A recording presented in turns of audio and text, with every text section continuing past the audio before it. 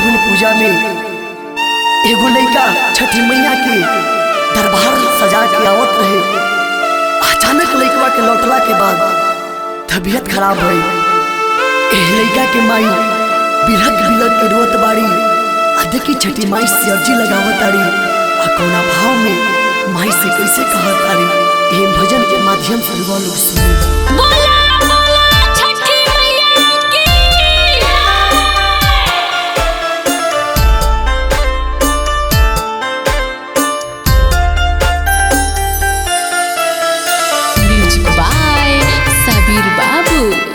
Mixed by Prakash Chandravanshi।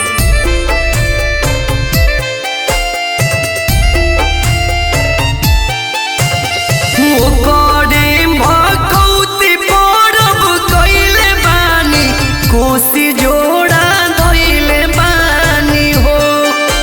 हे माई माई हो ओ करे भखौती परब कइले बानी। कोसी जोड़ा धोइले बानी हो।